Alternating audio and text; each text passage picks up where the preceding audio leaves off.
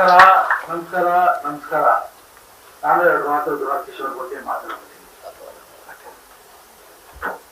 ನಮ್ಮ ಕನ್ನಡ ಚಿತ್ರರಂಗದಲ್ಲಿ ಒಬ್ಬನೇ ಒಬ್ಬ ವ್ಯಕ್ತಿ reserve bank of Kannada industry ಅಂತ ಕರ್ಸ್ಕೊಂಡಿದ್ದು, ಅದು ಗೊತ್ತಿಲ್ಲ ಮಾತ್ರ.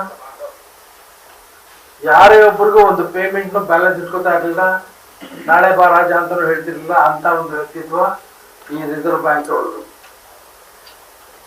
ಆಮೇಲೆ ಈ ದ್ವಾರಕೀಶ್ ಅವರು ಎಂತ ಸಾಹಸಿ ಅಂತಂದ್ರೆ, ಇಂಥ ಸಿನಿಮಾ ಮಾಡ್ಲಿಲ್ಲ ಅನ್ನೋದಿಲ್ಲ. ಹೊರದೇಶಕ್ಕೆ ಹೋಗಿ ಮೊದಲು ಚಿತ್ರ ನಿರ್ಮಾಣ ಮಾಡಿದಂತ ನಿರ್ಮಾಪಕ ಅನ್ನೋ ಗರಿ ಅವ್ರಿಗೆ ಮುಟ್ಬೇಕಾಗತ್ತೆ, ಸಲ್ಲಬೇಕಾಗತ್ತೆ.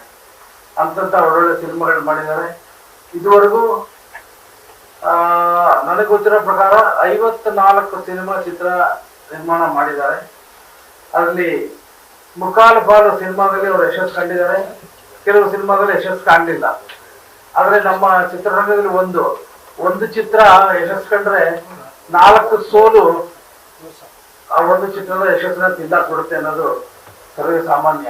ಹೌದು ದ್ವಾರಕೀಶ್ ಅವರೇ? ಚಲ್ತಾ ಹೈ ಎಲ್ಲರಿಗೂ ಚಲ್ತಾ ಹೈ ಅಂತ ಹೇಳಿ ಈಸಿಯಾಗಿ ತಗೊಳ್ಳೋಂಥ ವ್ಯಕ್ತಿತ್ವ ದ್ವಾರಕೀಶ್ ಅವ್ರದ್ದು.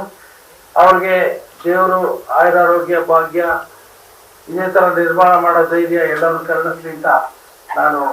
ಯಾಕೆಂದ್ರೆ ಈ ಕನ್ನಡ ಚಿತ್ರರಂಗದಲ್ಲಿ ನಮಗೆ ಹಳೆಯ ನಿರ್ಮಾಪಕರು ಏನು ಅನ್ನೋದು ನಮಗೆ ಸುಂದರರಾಜ್ಗಳು ಚೆನ್ನಾಗಿ ಗೊತ್ತಿದೆ. ಯಾಕಂದ್ರೆ ಇಲ್ಲಿ ಆವಾಗಿನ ಕಾಲದಲ್ಲಿ ಕೆಲಸಕ್ಕೆ ಪ್ರಾಮುಖ್ಯತೆ ಇದ್ದೇ ಹೊರತು ಹಣಕ್ಕೋಸ್ಕರ ಪ್ರಾಮುಖ್ಯತೆ ಇರಲಿಲ್ಲ ಅನ್ನೋದು ನಮ್ಗೆಲ್ಲರಿಗೂ ಚೆನ್ನಾಗಿ ಗೊತ್ತಿದೆ. ಈಗಿನ ಕಾಲದಲ್ಲಿ ಹಣ ಫಸ್ಟ್, ಕೆಲಸ ಆಮೇಲೆ ಅನ್ನೋದು ಇವತ್ತು ಇದೆ, ಚಾಲ್ತಿಲಿದೆ. ಈಗ ಬಂದಿರೋ ಸಿಸ್ಟಮೇ ಆ ಥರ ಇದೆ. ಫಸ್ಟ್ ಕೊಡಿ ಸರ್, ಆಮೇಲೆ ಮಾತಾಡೋಣ ಅಂತಾರೆ. ಆಗಿನ ಕಾಲದಲ್ಲಿ ನಮಗೆ ಕೆಲಸ ಕೊಟ್ಟರೆ ಸಾಕು, ಕೆಲಸ ಇದ್ರೆ ಸಾಕು ಅಂತ ಹೇಳಿ ನಿರ್ಮಾಪಕ ಕರೆಯೋದನ್ನೇ ಕಾಯ್ತಾ ಇರ್ತಿದ್ದ ನಾವು ಕೊಟ್ಟಷ್ಟನ್ನ ನನ್ನ ಭಾಷೆಯಲ್ಲಿ ಹೇಳ್ಬೇಕು ಅಂದ್ರೆ ಮುಚ್ಕೊಂಡು ಇಸ್ಕೊಂಡು ಕೆಲಸ ಮಾಡ್ತಿದ್ರು. ಇದು ಸತ್ಯ ಸತ್ಯ ಸತ್ಯ. ಅದು ದ್ವಾರಕೀಶ್ ಅವ್ರಿಗೂ ಗೊತ್ತು. ರಾಗ ಎಷ್ಟು ಕೊಡ್ತೀನಿ, ಮಾಡ್ತೀಯಾ, ಆಯ್ತು ಸರ್ ಕೊಡಿ ಸರ್.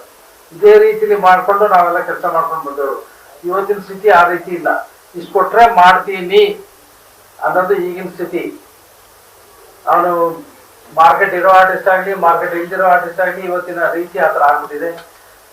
ಸೊ ಇದು ಒಳ್ಳೆ ಬೆಳವಣಿಗೆ ಅಲ್ಲ ಅಂತ ನನ್ನ ಭಾವನೆ.